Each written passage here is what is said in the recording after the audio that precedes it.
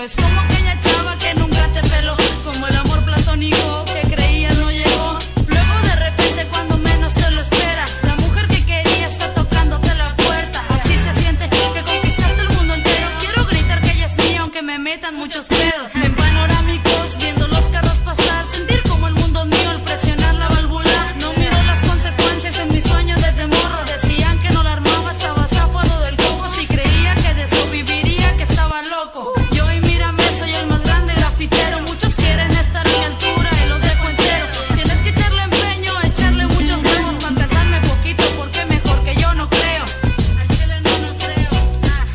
Así es el graf, no me importa nada más. Me vale si me agarran y me meten tras la reja. No me importa la ley porque sé que la vida es un riesgo. Si caigo me levanto, intentaré rayar el cielo. Así es el graf, no me importa nada más. Me vale si me agarran y me meten tras la reja. No me importa la ley porque sé que la vida es un riesgo. Si caigo me levanto, intentaré rayar el cielo. Mi táctica es diferente a las demás. Solo yo sé cómo hago para que salga bien crema. Pinto con delicadeza las bardas. Las hago con el amor que se trata una dama, y a la vez con la fuerza necesaria que se trata la zorra que quieres regenerarla. Mi estilo es único, no se compara con nada. No soy nuevo en esto, y si lo soy no pasa nada. Aquí no se compite el tiempo, cuánto lleves en esto. Se compite la pasión, que lo hagas por amor. El empeño, voluntad, que te descremes, qué sé yo. Rayo con lo que sea, no me detengo. Si no tengo lata, pues no voy a perder el tiempo. Saco lápiz o pluma para ponerme a dibujar. Saco el pailo de crayola para